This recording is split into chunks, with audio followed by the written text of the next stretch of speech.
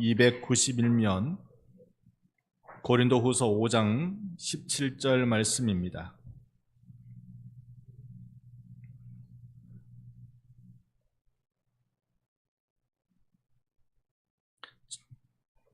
(5장 17절) 말씀 찾으셨습니까? 우리 같이 한번 함께 읽습니다. 그런즉 누구든지 그리스도 안에 있으면 새로운 피조물이라. 이전 것은 지나갔으니 보라 새 것이 되었도다. 아멘. 예전에 한번 설교 시간에 말씀드렸는데요, 이랜드 사목이었던 방성기 목사님, 여러분 들어보셨죠? 이 방성기 목사님이 크리스찬 직장인에 대한 소명에 대한 이야기를 참 많이도 했습니다. 이분이 이랜드 사목의 사목, 회사 목사 사목에 은퇴하시고 교회를 개척하셨어요. 그런데 교회가 가정교회, 작은 숫자가 예배하고 있었습니다. 어느 목사님이 그 교회에探방을 갔는데 부활절을 앞두고 핸델의 메시아를 연습하고 있는 거예요. 여러분 그거 굉장히 어렵잖아요. 핸델의 메시아를 아무래도 이 방성기 목사님이 이름이 있다 보니까 모인 사람이 노래를 잘 부르는 사람들만 모였는지 그걸 연습하고 있는 거예요. 근데 아무리 봐도 그냥 10명이 연습하는데 연습은 했는데 이거 들을 사람이 없는 거예요. 연습은 했는데 들을 사람이 없어. 그래서 그 교회에 갔던 소위 목사님을 만나러 탐방하러 갔던 그분이, 아니 목사님 연습은 그토록 열심히 많이 하는데 누구 들으라고 하는 겁니까? 누구 들으라고? 이거 아무도 들을 사람 없는 것 같은데요. 그 지금 연습하는 사람들이 목사님 교회 교인 다 하잖아요. 아무도 들을 사람 없는데요. 그랬더니 방성기 목사님이 그렇게 얘기했대요. 우리 찬양 하나님 들으시라고 연습하는 거라고. 하나님 들으시라고. 하나님 찬양하는 거라고. 여러분 오늘 주일학교 힘내시기를 바랍니다. 하나님이 듣고 하나님이 기뻐하시고, 그게 우리 찬양의 목적이지 않나요? 다른 사람 귀에 쏙 빨려들게 만들려는 것이 아니라 찬양은 하나님을 기쁘시게, 하나님 귀에 흡족하게 드리기 위해서 우리가 하는 예배의 행위인 줄로 믿습니다.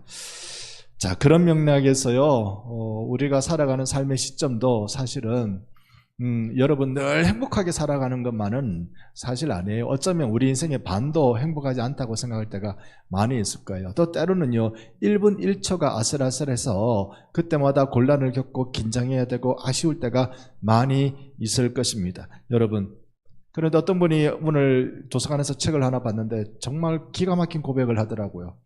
1분 1초가 곤란한 그런 상황, 그때를 어떻게 표현하느냐면 예수님을 생각 안 할 수 없는 때라고요. 그때 예수님 제발 이런 상황이 내게 나타나고 있는 것이 예수님을 생각 안 할 수 없는 그 상황이 이루어지고 있는 것. 여러분, 그래서 우리가요, 사단이 아무리 우리에게 감사하지 못하게 만들어도 우리는 따라합시다. 다 감사해 버리겠습니다.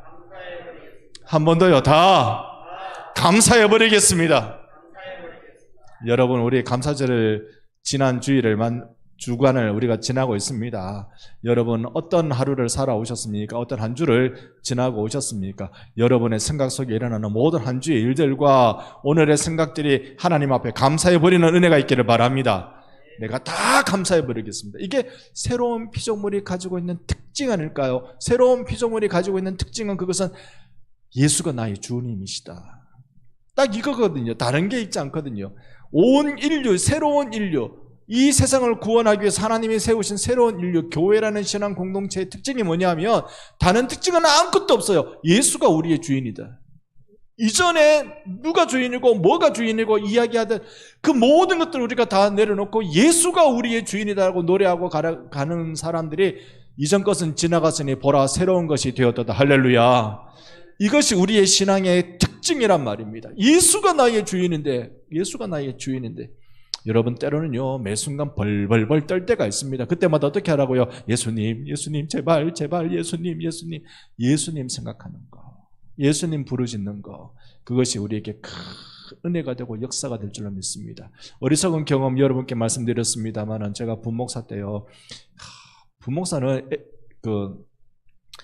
우리 우리 부목사님이 지난 수요일 예배 때 알파와 오메가 되신 예수님에 대해서 설명했는데, 교회 일은 부목사가 알파와 오메가라. 여러분 퀴즈 한번 낼게요. 냉장고에 코끼리를 넣을 수 있는 방법. 냉장고 문을 연다, 코끼리를 넣는다, 문을 닫는다. 불가한 일입니다. 넣을 수 있는 방법이 딱 하나 있어요. 제가 부목사 때 우리끼리 하던 조크였습니다. 부목사한테 시킨다. 그러니까 알파와 오메가의 모든 일들은 부목사님이 다 해요. 다 해요. 자, 그럴 때마다요. 그럴 때마다 우리가 행하는 모든 일들에 대해서 이 찬양하는데 방송실에 이 기계가 제대로 작동을 안 해요. 방송실에 기계가 제대로 작동 안 하면 어떻게 한다고요? 기계 붙들고 기도해요. 저는 그랬어요. 부목사 때. 이게 방송실 기계가 제대로 작동 안 돼서 기계 붙들고 기도했어요. 하나님 제발, 하나님 제발. 기계 붙들고 기도했어요. 앞에 동영상 트는데 그 노트북이 들고 다니는 컴퓨터가 이게 용량이 한계가 있단 말이에요. 그런데 이 동영상이라는 건 하여튼 파일이라는 놈이 큰 거예요. 제대로 안 돌아가요. 가다가 뚝 멈춰. 세상에. 이게 언제냐면 주일 낮 예배 때 성교 동영상을 돌리는데 컴퓨터가 딱 멈춰버리네. 그럼 어떻게 해야 돼요? 컴퓨터 붙잡고 기도해야 되지. 여러분, 늘 순간순간마다 내 인생은 순간순간마다 하나님 이름 붙들고 하나님 살려주세요. 하나님 제발 제발 이번만은 제발 제발 하는 인생으로 여러분 인생이 저 있습니까? 여러분 다시 따라해 주십시오. 다 감사해 버리겠습니다. 아멘. 우리가 새로운 피조물의 은혜의 자리에 우리가 함께 나갈 수 있기를 바랍니다. 새 것이 되었다. 오늘 우리가 읽은 성경 말씀이 그리스도 예수 안에 있으면 우리가 새 것이 되었다. 이전 것은 다 지나갔다. 새 거다라고 알려주는데, 새 것이면 어떻게 돼요? 새 것답게 살아야 되잖아요. 새 것이면 새 것답게 살아야 돼요. 그러니까 우리가 속삭이는 말이 있어요. 자아야 예수 이름 앞에 죽어라. 나의 자아야 예수 이름 앞에 죽어라. 여러분, 새 것의 특징은 예수와 함께 죽고 예수와 함께 부활한 것을 우리는 새 것이라고 불러요. 다른 새 것은 어떻게 부르는지 모르지만 예수 믿고 새 것 됐다는 말은 이 말입니다. 예수 믿고 나는 죽어보고 예수 믿고 예수님이 내 안에 살아나시고, 이게 우리가 말하는 새 것이에요. 여러분은 예수 안에서 죽으셨습니다. 아멘입니까? 죽으셨습니다.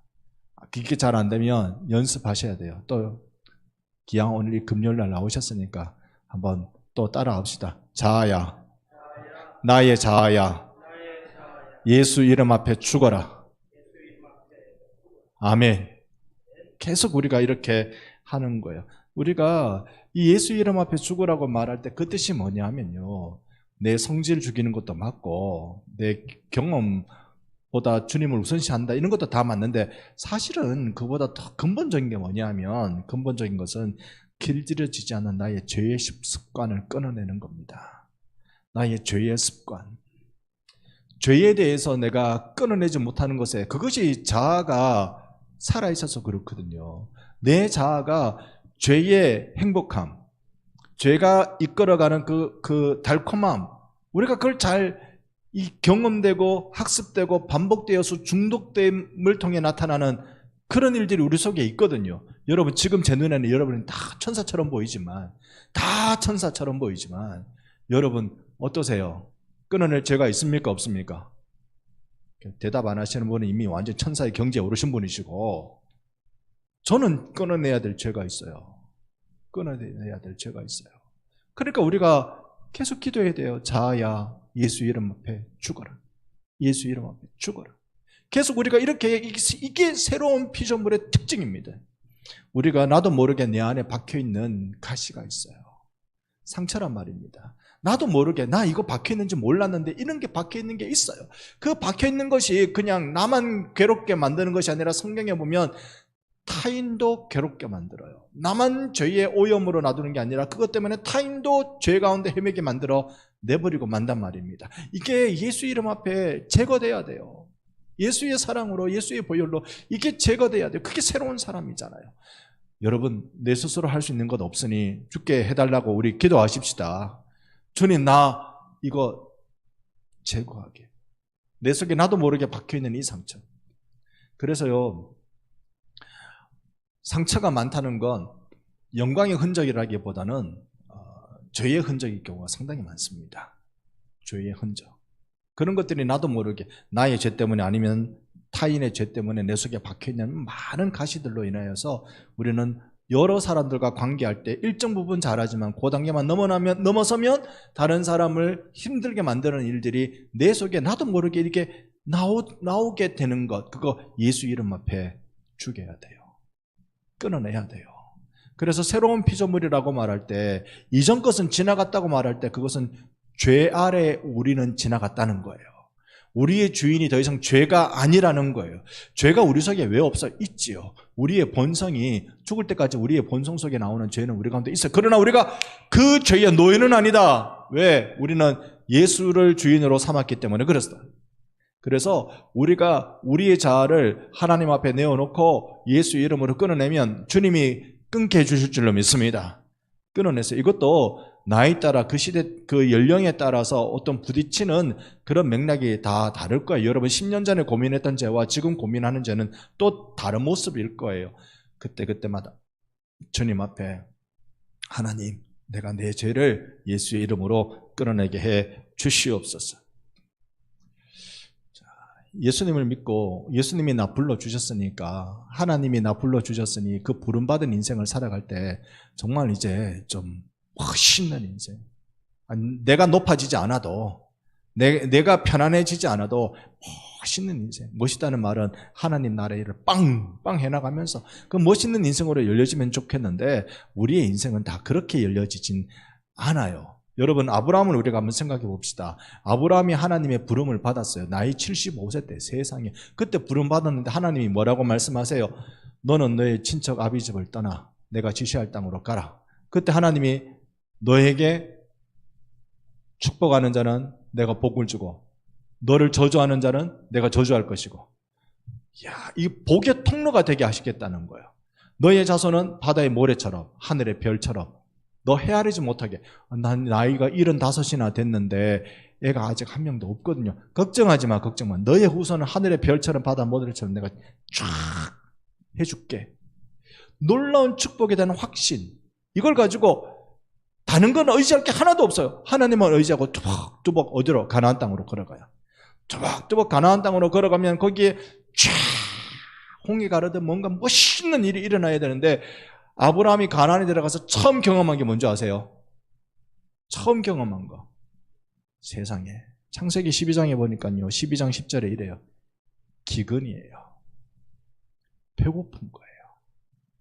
하나님의 부름을 받아서 처음 경험한 게 기근이에요. 배고픈 거란 말입니다.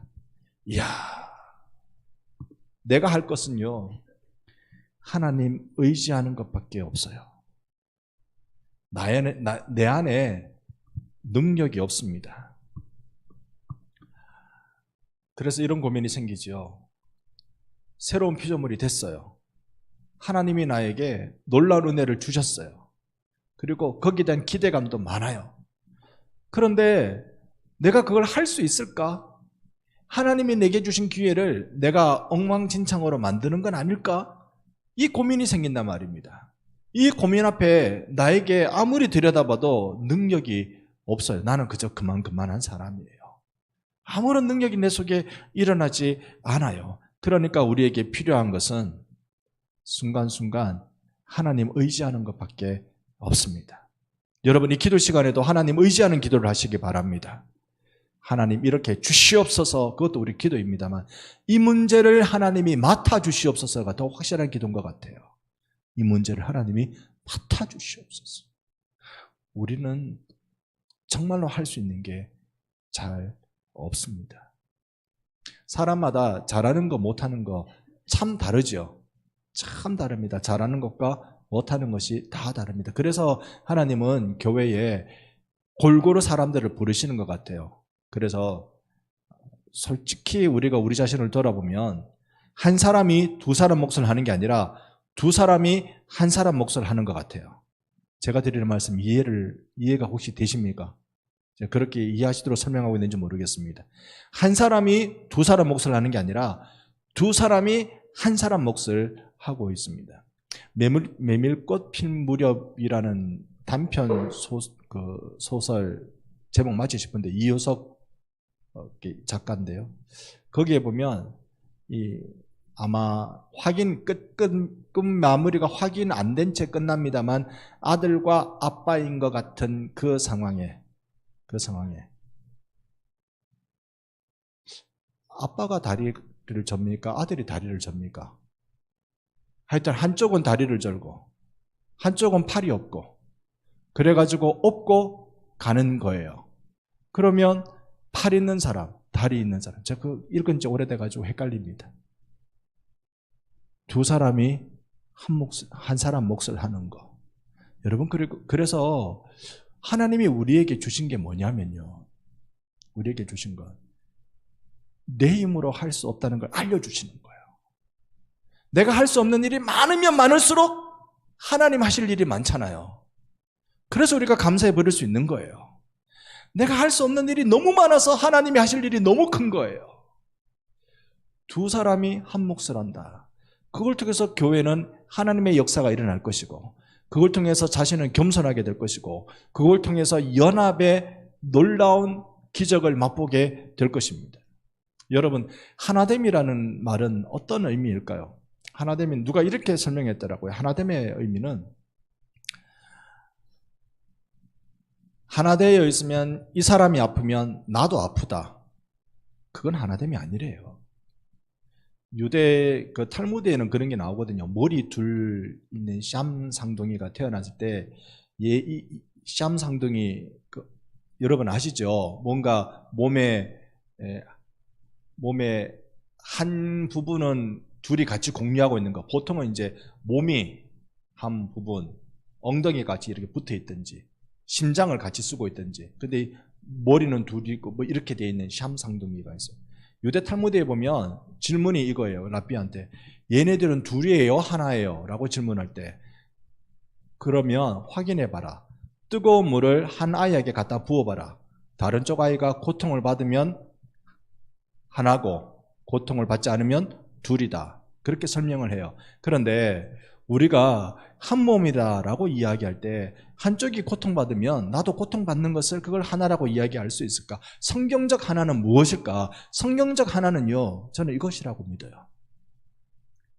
한 사람이 아프면 다른 사람이 그 사람 몫을 대신해 주는 게 하나라고 믿어요. 그게 자기 일에 성실하면서 타인의 짐을 대신 져주는 것이 이게 하나됨이라고 믿어요. 여러분, 새로운 피조물의 사회를 여러분 함께 공유하십시다. 새로운 피조물의 사회를 우리가 함께 바라보십시다. 그렇다고 해서 우리가 이 설교를 들었다, 이 진리를 안다고 해서 우리가 당장에 그렇게 변화될 것인가? 그건 물음표가 많습니다. 물음표가 한 10만 개는 붙을 것 같아요. 그러나 우리가 알고 있는 것과 모르는 것의 차이는 엄청나게 크다는 거. 아주 미미한 동작밖에 되지 않겠지만 엄청난 차이가 크다는 것은 그것은 예수를 주로 고백하느냐 안 하느냐의 문제거든요. 우리가 할 수 없는 건 많아요. 그래서 하나님이 하실 일이 많습니다. 그저 우리는요, 새로운 피조물로서 하나님이 우리 가운데 하실 일을 기대하면서 주를 바라보는 시간을 가지기를 원합니다. 오늘 금요 기도에 나오신 여러분 축복하고 환영합니다. 아무래도 오늘은 날씨가 세게 싸나와서 이렇게 좀 적게 나오신 것 같아요. 그러나 방송으로 다 듣고 계시겠지 뭐. 방송으로 듣고 계신 분 다음 주는 나오시기 바랍니다. 여러분, 새로운 피조물이에요. 이전의 방식이 아니에요.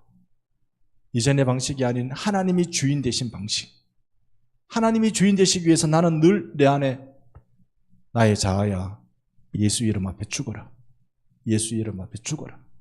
모든 여러 가지 상황들이 벌어질 때 1분 1초 나를 곤란하게 만들고 긴장하게 만드는 그 순간 속에서도 내가 다 감사해 버리겠다. 내가 다 감사해 버리겠다. 이런 마음으로 달려나가는 새로운 피조물로서 교회를 섬겨나가는, 교회의 하나님의 영광을 맛보는 여러분과 저희의 삶이 되기를 예수님 이름으로 축원합니다. 아멘. 그래서 우리 같이 한번 찬양하며 기도하는 시간 가지려고 합니다. 우리가 첫 번째 찬양은 나주를 멀리 떠났다라는 찬양을 할 건데요. 우리가 나의 자아야 죽어라, 이거 해야 돼요. 내 자아가 죽는다는 건 절대로요, 죄에 대한 회개가 우선이지, 내 자아가 죽는다는 건 성질 버린다, 뭐 한다, 이건 두 번째예요. 죄로부터 벗어나야 돼요. 여러분,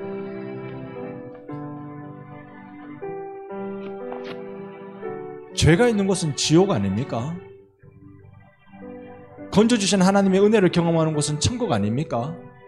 너무 이것만 얘기하면 자유주의 신학입니다만은, 이 땅에서 하나님 나라를 맛본다는 관점에서 생각해보면 이 죄의 문제에 대해서 우리가 심각하게 고민하고 싸워야 돼요. 여러분은 어떻게 생각하세요? 우리 이 찬양을 하면서 주님 내가 주님의 은혜로 죄에서 자유 얻게 해주옵소서. 같이 찬양합니다.